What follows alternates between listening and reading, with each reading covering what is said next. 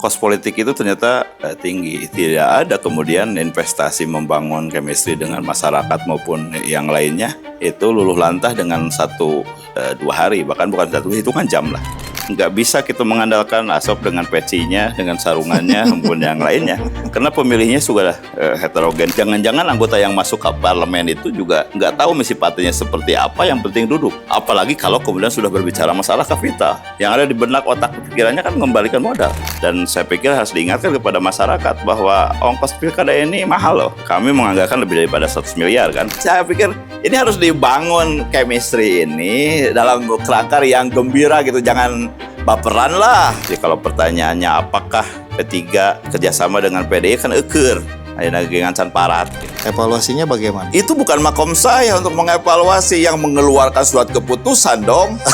Bapak. Kan 2 itu pasangan yang mengevaluasi itu. Kalau rakyat mengevaluasinya keterpilihan kembali. Kalau partai politik jangan ditanyakan ke ecek-ecek tingkat lokal. Katanya, terserah rakyat si partai manapun ke. Bismillahirrahmanirrahim. Assalamualaikum warahmatullahi wabarakatuh. Berliangan. Ketemu lagi di Perspektif. Hari ini kita menghadirkan sosok tamu istimewa. Beliau adalah seorang kiai, pengasuh pondok pesantren yang juga politisi di Partai Persatuan Pembangunan. Beliau adalah Kiai Haji Asop Sofiyuddin. Emprak. Kita akan membahas beberapa hal, evaluasi dikit lah, catatan terhadap pemilu 2024 dan Pilkada Kabupaten Tasikmalaya yang sudah mulai menghangat dinamikanya. Gimana, Kang? Ya, pertama bahwa Pilkada ini adalah bagian hidup bernegara. Pileg dulu. Oh, pileg. Pileg dulu. Evaluasi pileg. Oh, kemarin. P3 kan turun nih. Oke. 6 kursi. Saya pikir kalau dari sisi kuantitatif kita nggak turun sesungguhnya. Oh, kalau angka tetap ya. Suara P3 itu bahkan surplus sekitar 5.800. Oh. Gitu, naik sebenarnya kerjanya. Aja ketika dikonversi menjadi kursi gitu kan tidak merata karena berbasis dapil. Ya. Maka ya kita kehilangan 1 kursi dengan ya selisih ratusan sedikit. Dan itu realitas politik. Hasil kerja di kita ya, terlebih dengan dinamika politik yang terjadi semua pada tahu hari ini. Memang ada fenomena di publik, di ruang masyarakat yang bergeser lah. Urusannya sudah urusan ideologi tergeser dengan urusan-urusan yang sifatnya hajat personal diantaranya. Maka bisa dilihat perpindahan kader partai dengan ke partai yang lain menjadi biasa. Gitu. Oleh karenanya kemudian sistem fungsi partai politik ini nyaris di pemilu kemarin itu sudah mulai pudar.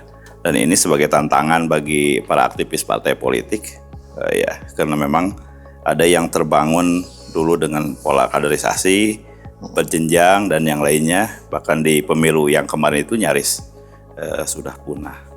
Lalu ya sekaliber saya juga khawatir sebenarnya kalau untuk pembangunan demokrasi ke depan, maka ya genetik seperti saya, Pak Muhajir dan yang lainnya semakin tidak mendapatkan tempat.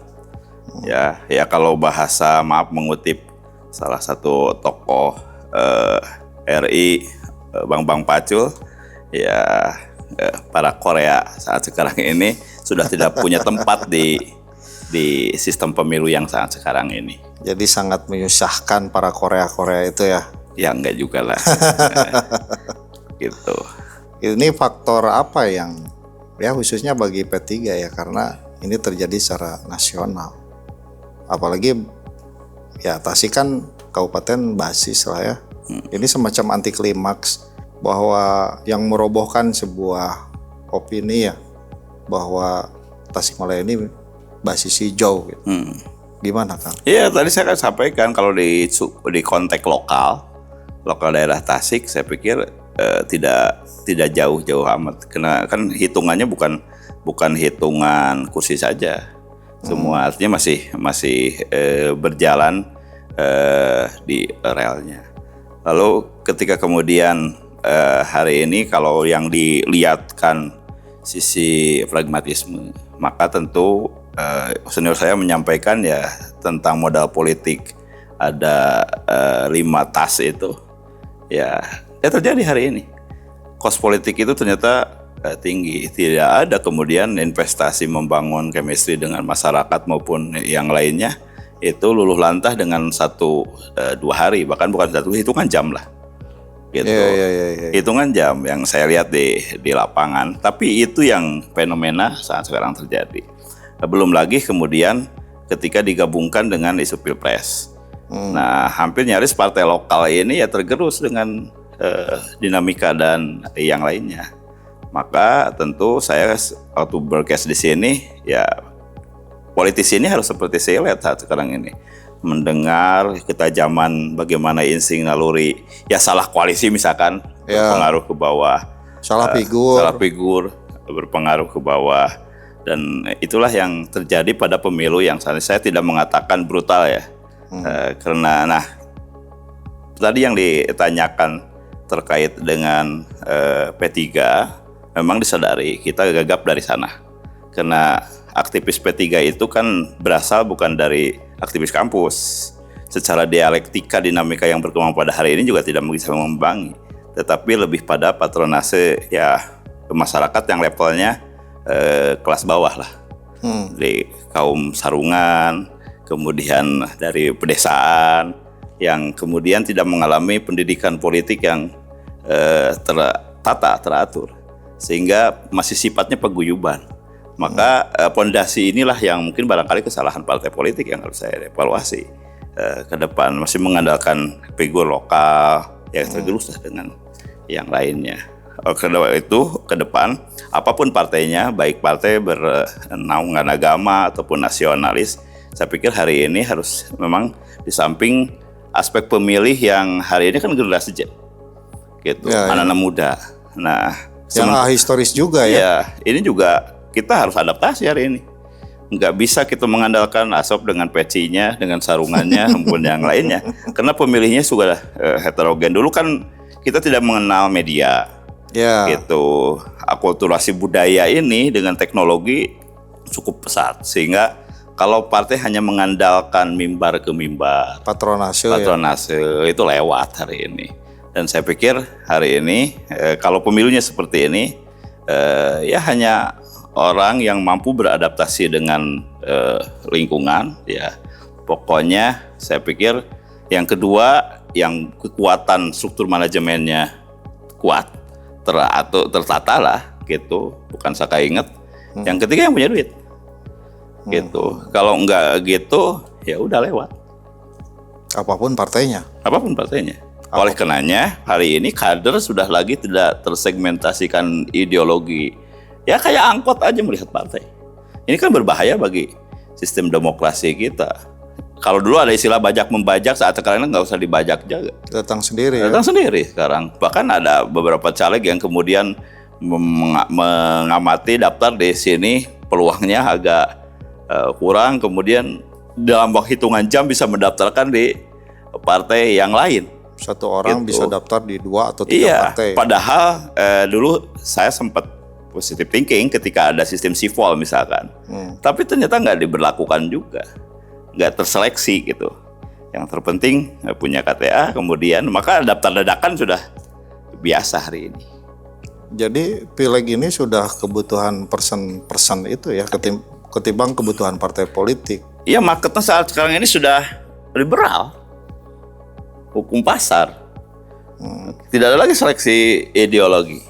Maka saya melihat sangat berbahaya nih.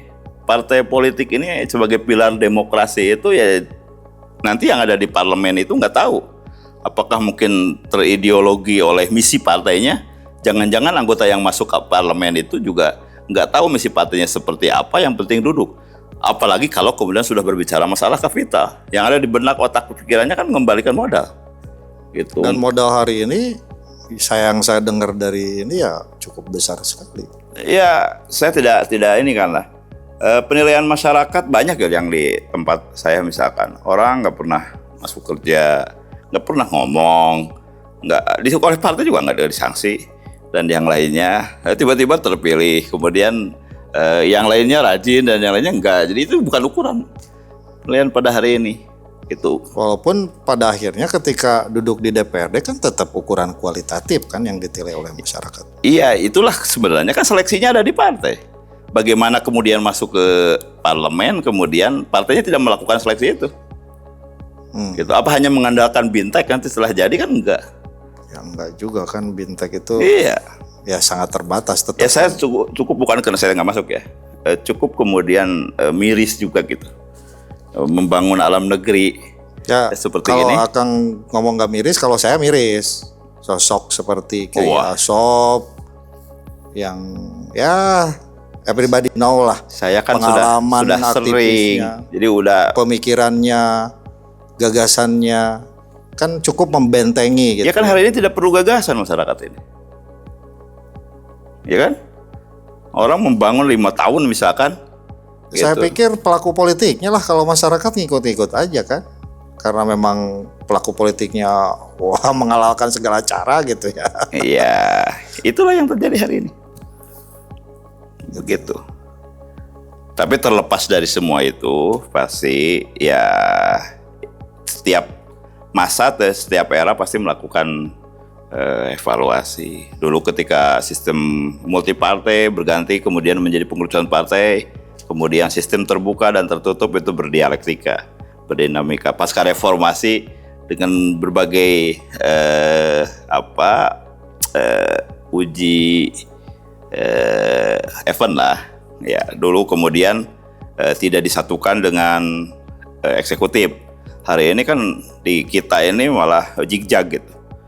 Di tingkat presiden disatukan dengan parlemen semua. Tapi kenapa kemudian di provinsi, di daerah atau di kabupaten kota enggak? Nah, itu juga bagian dari instrumen perbaikan. Nah, hari ini pilkada provinsi dengan daerah, kabupaten kota disatukan juga hal yang baru. Iya. Gitu. Bakal ada fenomena baru juga tentunya. Dan Kang Asop sangat berkaitan dengan pilkada tentunya. Ya, perolehan kursi P3 yang menurun menjadi 6 ya. 6 kursi itu ya berdampak terhadap pilkada. Gimana agenda pilkada? Ya, sebelumnya saya ingin menyampaikan bahwa ini pilkada ini jangan dianggap seram loh gitu. Di tengah-tengah masyarakat lagi kesulitan ekonomi gitu, masyarakat terkaget-kaget dengan kemarin pesta demokrasi, ya sampai terpolarisasi semacam demikian. Kalau saya menganggap bahwa ini adalah sebagian daripada kewajiban bernegara, ya sunatullah lah 5 tahunan ada. Dan tentu kontestasi pilkada ini pasti yang menangnya hanya 2 orang, 1 pasangan dari 2 juta penduduk di Tasikmalaya. Dan saya pikir harus diingatkan kepada masyarakat bahwa ongkos pilkada ini mahal loh. Kami menganggarkan lebih daripada 100 miliar kan untuk pilkada di Kabupaten Tasikmalaya. Apakah itu menggunakan uang negara? Iya, berdasarkan dari masyarakat, dari APBD maupun yang lainnya. Oleh sebab itu jangan disia-siakan. Kemudian jangan menjadi konflik, jangan kemudian menjadi seram. Satu dengan yang lain gontok-gontokan.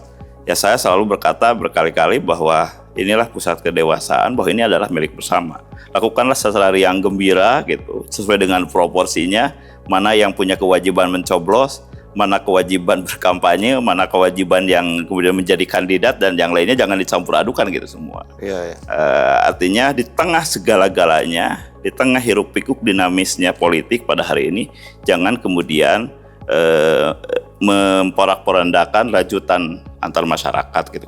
Nah, makanya menjadi unik hari ini harus hati-hati gitulah dalam mencermati berbagai kandidat. Nah, kalau Kang Muhadjir sampaikan, apakah kemudian di Tasikmalaya dilihatnya ada? Nah, saya baru hari ini tadi keluar dari rumah, itu ternyata siapa bilang kemudian tidak dinamis. Sekarang yang masang itu dari lintas apa tidak hanya pada di partai politik. Ya. Anak muda ada, saya tidak sebutkan satu persatu tapi sudah tebar di mana, dari kepala desa juga Ya, ada, bahkan dari partai-partai politik ada yang lebih daripada satu. Ya, banyak gitu, ya. banyak. Nah, dalam sisi lain saya cukup bahagia. Ternyata di Tasikmalaya punya cukup stok. Ya. Gitu. Banyak. Biasanya kalau ada incumbent itu agak malu-malu. Ya. Hari ini baru dibuka dan ini juga Priangan langsung hot membahas semacam demikian. Nah, ini menandakan bahwa memang respect terhadap isu politik itu di Kabupaten Tasikmalaya tidak a priori. Ya. Artinya masyarakat masih memandang bahwa demokrasi ini penting bagi pembangunan suatu peradaban di negeri kita ini. Nah, terlepas dari nanti apakah masih punya sense of crisis di publik, di ruang publik, itu lain ceritanya nanti. Nah, kalau kemudian nanya ke P3 mau seperti apa kan? Ya. Itu pertanyaannya cukup sampai di situ. Saya melihat untuk tingkat urusan internal, kayaknya kami yang paling siap. Gitu. Kenapa yang paling siap? Coba kalau kemudian partai-partai yang lain, ya saya tidak menyebutkan, itu ada yang masih lebih daripada satu uji publik gitu. Motifnya saya nggak tahu apa, strategi maupun yang lainnya. Ada yang sudah memasang optioning, itu yang paling banyak. Misalnya kalau nanti mendapatkan tiket satu si A, tapi kalau lakunya D2 si B. Nah, saya nggak tahu ini strategi politik atau ketidakpercayaan diri. Tapi sekarang itu khususnya seperti itu. Tapi kemudian yang sudah survive di awal dianggap malah tidak kepedean. Iya. Gitu. Nah, tentu pertanyaannya kan itu. Saya perlu sampaikan di P3 itu, meski saya dulu di podcast ini menyampaikan, ya pilihan saya hanya pilkada atau berhenti sama sekali. Ya. Kan gitu. Kalau ngomong pribadi kan sudah jelas lah ya. Gitu. Nah, kemudian di P3 itu sebenarnya sejak dari awal sudah mempersiapkan diri, karena memang target partai politik itu kan hanya dua, eksekutif dan legislatif. Nah, kami strategi itu berusaha sejak dari awal disatukan. Ya. Terlepas bukan hasil ya, proses. Nah, maka dihadiri oleh DPP waktu itu, kemudian dihadiri oleh DPW, di semua stakeholder yang lainnya. Kita berdialektika sekitar di 23 September kalau tidak salah. Itu 23 September full dari pagi sampai menjelang malam. Gitu, apakah strategi pileg dan pilkada ini dibahas bareng, ya kita bahas. Nah, sampai akhirnya waktu itu ijtihad politik kita menyampaikan ikhtiarnya 23 itu, dan yang namanya Mukercap itu di Hotel Alhambra.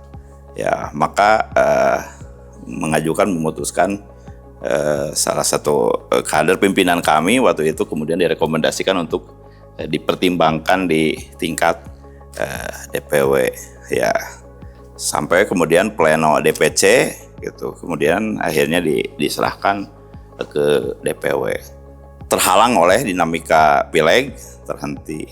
Nah, tiba-tiba kalau tidak salah sekitar tanggal 23 April ya. Yeah. Pokoknya 6 hari menjelang Idul Fitri gitu. Rekomendasi itu keluar. Gitu. Hasil dari Mukercap itu ditindaklanjuti oleh DPW, kemudian ditaikan ke DPP. Dan 2 hari menjelang itu kalau tidak salah, kemudian DPP memanggil pimpinan DPC. Pak Cecep ya? Ya pimpinan DPC lah, ya. gitu. Tidak melihat personalnya. Ya, sebagaimana lazimnya sebuah partai politik. Akhirnya keluarlah yang namanya surat tugas. Ya. Gitu, surat tugas. Nah, artinya di partai kami lebih sigap lebih awal. Ya, lebih awal. DPP-nya sudah memberikan surat tugas. Bukan lagi penjaringan. Karena kayak yang dilakukan itu ternyata ada lex spesialis bagi yang menduduki di eksekutif lah, baik wakil maupun bupati diberikan pilihan. Ya. Gitu, diberikan pilihan, maka keluarlah ya yang di Sumedang dengan Kabupaten Tasik. Ya. Surat tugas itu menugaskan dua hal. Pertama, tentu karena di Tasikmalaya tidak hanya P3 kan, tidak ada partai politik yang memenuhi semuanya kuota juga ya. penuh. Lalu tugas yang harus dibangun itu adalah bagaimana membangun komunikasi. Nah, lalu yang kedua juga komunikasi itu tentu dikaitkan dengan evaluasi yang memberikan masukan selama ini, apakah membaca peta partai-partai politik sudah mengeluarkan siapa. Yang saya tahu baru secara resmi ya saudara kita dari Golkar yang mengeluarkan surat tugas itu baru dengan 3 nama itu ya. 3 nama nah, ya Pak. 3 nama sama. Yang lainnya kan belum. Ya. Nah, ya akhirnya kita ditugaskan untuk komunikasi. Tentu dalam kerangka komunikasi itu saya pikir tidak ada satu partai pun ataupun kader partai pun yang saat sekarang ini kemudian mendeklarasikan sebagai wakil. Pak Muhadjir coba lihat, yang belum memutuskan aja spanduk itu udah bertebaran kok. Semua calon bupati. Saya pikir target semua partai akan gitu. Ya, sampai akhirnya kebingungannya calon bupatinya ada 3. Kan gitu. Tetapi ada juga yang kemudian menurut hawar-hawar dan optioning seperti begitu, tapi kan belum menjadi keputusan. Tapi saya pernah membaca ada surat tugas ya, perintah dari DPW ke DPC untuk membuka pendaftaran. Itu jauh hari sebelum keluar surat instruksi. Oh, suratnya udah lama berarti? Enggak, ya surat instruksinya itu kan yang terkait. Yang di dalamnya tuh Kang Asep, satu soal lagi mengawal di MK, keduanya tugas untuk melakukan pembukaan pendaftaran, penjaringan di partai, lalu ada komitmen-komitmen lah, diantaranya komitmen untuk calon bupati, cakada lah, calon kepala daerah itu. Tapi kan kita harus surat kita ini harus dijawab tuh oleh DPW. Ya. Hasil Bukecap itu harus ada dijawab oleh DPW, ada ataupun tidak adanya surat instruksi itu. Ya kalau jawabannya dari rekomendasi dari hasil Bukecap itu kemudian dijawab oleh DPW itu, tolong lakukan penjaringan, maka tidak akan keluar rekomendasi. Oh, berarti lex spesialis untuk Kabupaten Tasik sudah. Ya, karena kita kan berbicara atas nama dokumen. Ya, sudah menugaskan Ketua DPC untuk gitu. Semaksimal mungkin menargetkan semua seperti yang lainnya yang belum memutuskan, yang sudah memutuskan juga. Saya pikir semua akan menargetkan satu semua partai politik. Tuh. Ya. Sehingga muncullah di publik itu Pak Cecep Nurul Yakin untuk Bupati Tasikmalaya. Pasti semua partai akan mengeluarkan gitu, Pak. Ya, ini kan perlu dijelaskan. Perlu karena diterangkan. Saya satu lagi. Karena terkait koalisi antara P3 dan PDI hari ini yang sudah itu lain ceritanya lagi. Oke. Ceritanya gimana? Setiap partai politik kan yang ngawinkannya itu bukan di daerah, Pak. Ya, di pusat. Di pusat, di Jakarta. Tentu pusat itu yang sudah dibangun koalisi pasti ada evaluasi lah. Gitu. Apakah power sharing juga berlaku? Yang tahu itu kan pusat. Mereka. Saya juga nggak tahu perjanjian dari misalkan yang tadi tanda kutip antara bangunan koalisi hari ini kerjasama seperti apa, kader nggak tahu kan, yang tahunya para kandidat dulu dengan DPP-nya. Penting menanyakan ini karena Pak Ade Cecep ini kan masih dalam incumbent lah, masih dalam satu koalisi. Kan lain cerita lagi kalau kemudian urusan pilkada besok. Koalisi itu kan sampai berakhirnya masa jabatan. Ya masih panjang. Ya, sampai dapat kita pansob. Besok pasti ceritanya akan lain lagi. Oh, hari ini ceritanya bisa lain gitu. Ya walau alam. Tapi hari ini DPP sudah menugaskan. Toh yang didaftarkan ke KPU kan bukan surat tugas, Pak. Betul, SK. Tapi SK bersama. Dua nama kan. Dua nama. Posisinya jelas. Nah, tetapi kalau kemudian berbicara P3, nama itu loh. Iya. Nama itu loh yang bisa sampaikan. Persoalan nanti kemudian misalkan di partai Pak Muhajir ya, partai lokal Pak, mengeluarkan lagi nama ini cocok nggak gitu kan? Disetujui oleh DPP enggak? Nah hari ini saya pikir karena partai-partai yang lain belum mengeluarkan nama, termasuk PDI belum mengeluarkan nama kan? Betul. Sampai ini, yang 3 juga belum mengeluarkan nama. Tapi kalau PDI yang mirip-mirip P3 sepertinya karena ada incumbent. Saya bisa mengatakan karena hitam putihnya sudah ada. Ya. Dan hitam putih itu kan optioning nantinya. Ya. Optioning, saya pikir jangan jumawa juga, semua juga belum tentu apa sampai nanti pendaftaran masih hidup juga enggak lah. Ya. Gitu. Ini berbicara banyak. Tetapi dalam sisi mekanisme, dalam sisi kepastian orang, saya pikir dalam bukti hari ini, saya pikir P3 Kabupaten Tasikmalaya agak lebih progresif lah. Gitu. Sejak awal sudah mengeluarkan dan kami kemarin itu ya kalau kemudian DPW mengevaluasi harus mengikuti SK surat instruksi ya tentu tidak akan dilanjutkan ke DPP gitu. Kan gitu. Nah persoalan nanti kemudian lain dan sebagainya ya dinamika lah, wallahu alam bisawab. Ke depan mau seperti apa, toh jangankan seperti itu, kemarin aja di Pilpres banyak pengalaman-pengalaman yang sudah mempunyai suatu keputusan juga enggak. Iya. Itu ulahnya kemarin Gusti Allah lah. Karena tapi tadi saya mencermati ungkapan dari Akang ya, bahwa ini tergantung evaluasi. Iya kan surat tugas. Pertama ditugaskan harus membangun terkait dengan koalisi antara PDI dan P3 hari ini, Pak Ade dan Pak Cecep. Ya kan belum berakhir. Evaluasinya bagaimana? Itu bukan makom saya untuk mengevaluasi, yang mengeluarkan surat keputusan dong. Kan dua itu pasangan yang mengevaluasi itu. Kalau rakyat mengevaluasinya keterpilihan kembali, ya kan. Kalau partai politik jangan ditanyakan ke ecek-ecek tingkat lokal, katanya, kan terserah reaksi partai manapun ke. Gitu. Itu yang ya tentu kalau evaluasi itu siapa yang menandatangani dong? Iya, berarti hasil evaluasi itu akan keluar setelah SK turun. Jawabannya itu ya. Apanya? Ya evaluasi apakah ini masih solid atau ini mengambil ya jalan iya sendiri. Dong. Itu mah bukan makomnya pengamat. Persimpangannya ada di semua di DPP. Setelah SK-nya turun nanti. Iya. Oke. Gitu. Kita santai-santai, makanya jangan dianggap serem pilkada ini. Gitu, biasa-biasa saja. Serem, ini pembicaraan biasa. Biasa-biasa saja. Gitu. Ini kan lagi berkehendak. Ya wajar kalau masyarakat menafsirkan, oh Pak Cecep mau nyalon bupati sendiri nih, misalnya. Ya harus. Misal dengan Ade gitu, wajar kan, karena di spanduk aja kalau masyarakat kan. Kalau di media kan ya yang saya tahu ya, yang di media mau isu entah opini. PKS sudah mengeluarkan nama 2 kan gitu.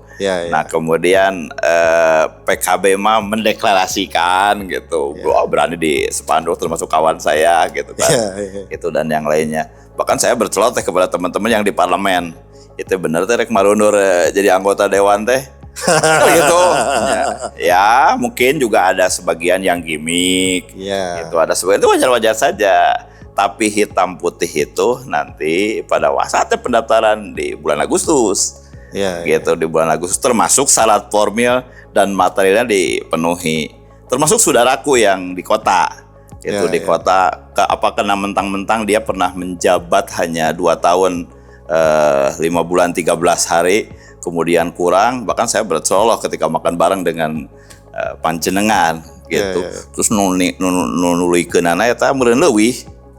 Iya, henteu gitu. Kan iya mak kan gitu. dilantikna ge tanggal sekian. Nah, makanya itu kan proses dinamika. Jadi di publik gitu, publik. Jadi saya pikir fungsi media ini untuk mencerdaskan Betul. ruang-ruang publik gitu. Jangan rumor seperti itu disampaikan.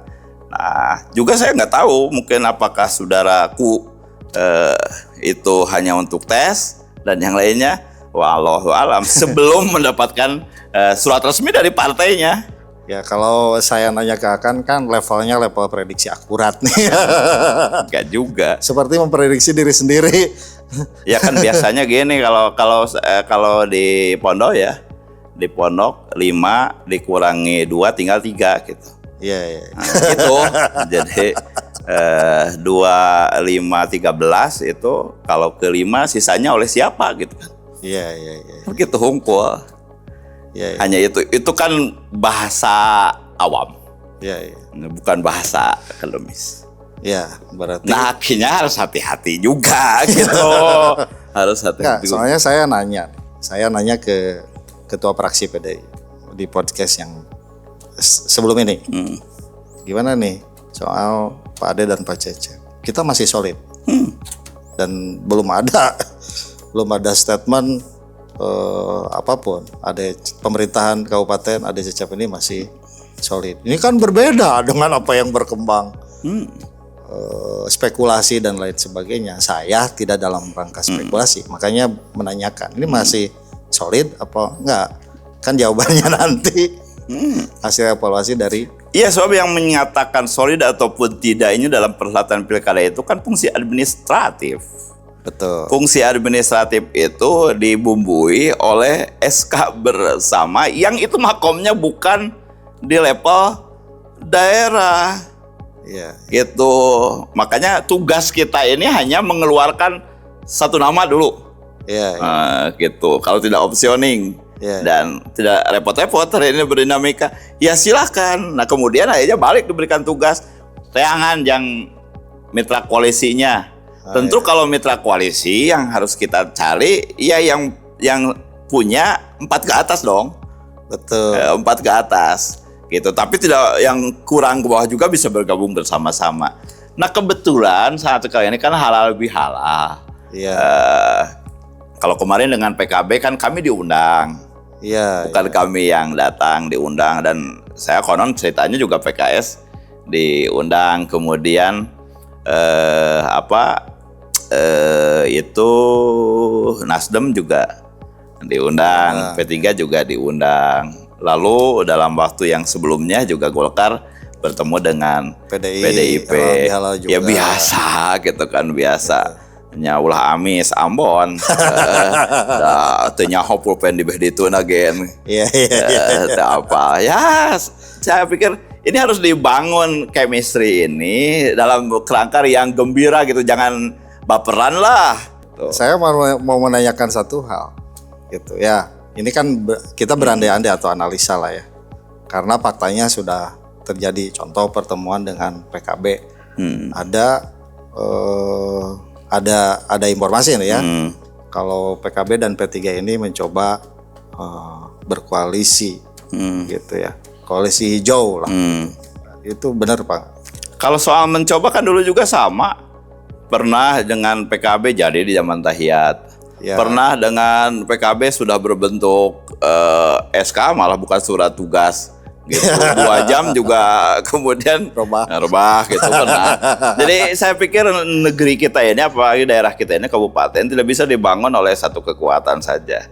Iya betul. Ya, kita berusaha dibentuk cair. Tadi itu jangan sampai kemudian keputusan DPP-nya masing-masing kemudian merusak tatanan komunikasi yang ada di pemerintah daerah. Toh yang punya persoalan di daerah, yang punya masalah di daerah, yang menyelesaikan juga kita-kita, ya boleh dianggap dewasa lah. Jadi kita kan sebenarnya ini berkuasa tapi buntutnya dicecek kalau di itu gitu kan. Gitu. Jika asal aja dibandingkan seperti itu, keputusan pun nggak ada apa-apanya. Nah, oleh karenanya saya pikir ya biasa saja. Mungkin besok akan ketemu dengan ini. Ada yang narasinya mungkin sebatas pisum. Maksud saya pisum ini gini, bahwa pusat dievaluasi kan daerah. Ya. Pernah melakukan kerjasama dengan mana saja gitu. Karena butuh alat peraga gitu, pisum untuk setor ke sana. Misalkan Zoom, kita pura-pura lagi berkomunikasi dengan tema halal. Mungkin juga itu dilakukan. Pokoknya mah kumaha we carana gitu. Tapi kemudian dianggap menjadi Padahal visum. serius. Iya kan sekarang ini lagi musim gitu, Pak.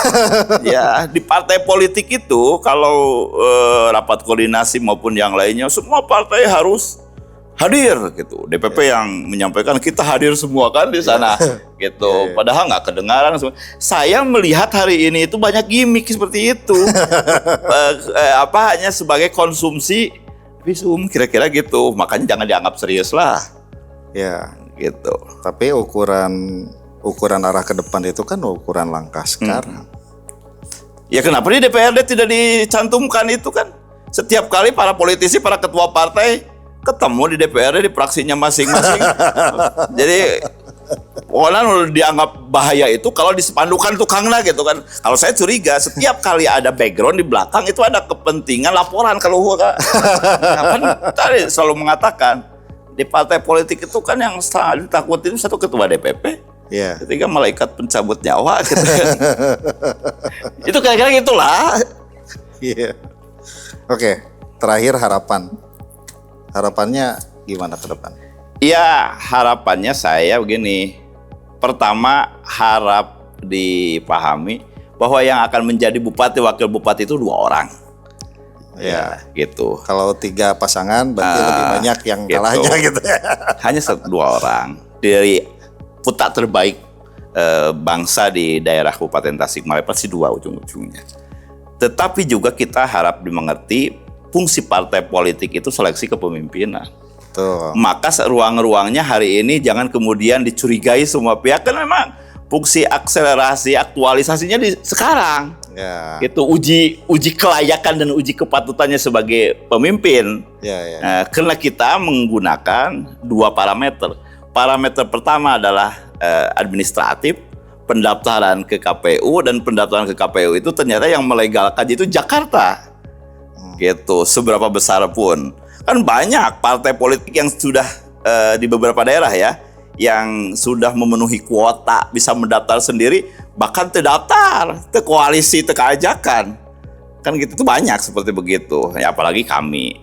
Tetapi kami sudah menjadi tradisi lah di Kabupaten Tasikmalaya mendapatkan kepercayaan di publik dan tidak harus berkecil hati.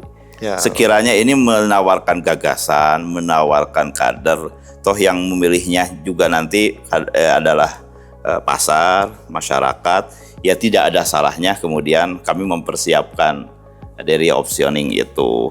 Tentu sekarang bisa digayat dengan lembaga survei, ya tentu realistis. Ya. Tapi kalau berbicara pada posisi pada hari ini, karena ini panggungnya disediakan Pak, gitu ya silakanlah para elit-elit partai, para ketua-ketua partai, termasuk masyarakat yang belum berpartai, ada wilayahnya hari ini. Gitu silakan tebar pesona maupun yang lainnya.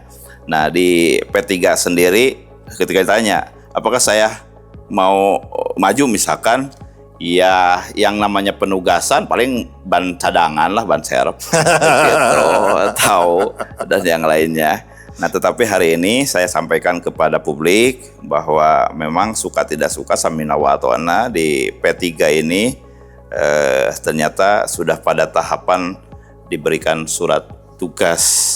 Tentu simbolnya ketua partai, tetapi kita selaku organ, ya ini tugas saya selaku kader partai juga mensosialisasikan kepada publik, kepada partai-partai yang lain, inilah barang dagangan kita. Gitu. Nah soal kemudian casing maupun yang lainnya nanti berbicara kemudian. Tetapi proses dinamika administratif, alhamdulillah di P3 sudah selesai lah ya. Tidak akan terlewati. dinamikanya tidak akan seperti di kota. Saya berharap di partai-partai yang lain agar bisa kami melaporkan ke pimpinan kami di tingkat pusat. Misalkan alhamdulillah di Partai A sudah mengeluarkan nama A, di ini nama B. Ya, Nah hari ini bagaimana kita ya, hari ini kita hanya sebatas ya kerjasama partai dulu lah. Ya. Gitu. Nah berbicara dengan yang hari ini sedang berlangsung, kan lagi kerjasama hari ini. Kenapa harus ngomong lagi? Ya. Ya. Nggak usah dibahas kan ukur gitu. No, anu keur mah paratkeun heula we. Gitu soal geus parat mah beureunan da sok ngaramekeun mah Kang Muhajir. Gitu. Jeung Kang Asop. Nu sok ngaramekeun mah biarkan bapak-bapak kita ini bekerja menyelesaikan masa tugasnya. Jadi kalau pertanyaannya apakah P3 kerjasama dengan PDI kan eukeur. Ayeuna gengan parat gitu. Yang mengevaluasi kemudian apakah kemudian layak dilanjutkan ataupun tidak ulah nanya ka kader P3 nu aya di Kabupaten Tasik da moal apaleun nu ngevaluasi ge saha anu ngamandatkeun saha anu memberikan SK saha nu ngawinkeun pasti eta bapana nu ngevaluasi tara ku batur anu ngevaluasi minantu jeung eta mah biasana besan jeung besan. Oke, tapi berbagai macam kemungkinan masih terbuka. Masih mungkin. Saya nanya Pak, partai yang lain yang sudah keluar siapa? Ya belum. Ya saya bagaimana bisa memberikan evaluasi ke sana, semua belum. Nah inilah Baraya Priangan bukti kalau P3 ini sangat berpengalaman dan sudah berkuasa hampir seperempat abad di Kabupaten Tasik. Hampir 25 tahun nih. Ya jadi gini, yang berasal dari kepala desa urus dari mulai sekarang kapan dia harus mundur. Jadi mana dong yang lain gitu kan? Gayanya seperti itu. Gitu. Karena P3 ini sudah pasti mengusung kadernya dan sudah jelas mandatnya, sudah jelas tugasnya, tidak akan ada dinamika lain. Tinggal nunggu dinamika dan perkembangan dari teman-teman yang lain. Oke. Terima kasih Baraya Priangan. Kita akan ketemu lagi dengan perbincangan yang tidak kalah menariknya. Bila taufiq hidayah. Assalamualaikum warahmatullahi wabarakatuh. Waalaikumsalam.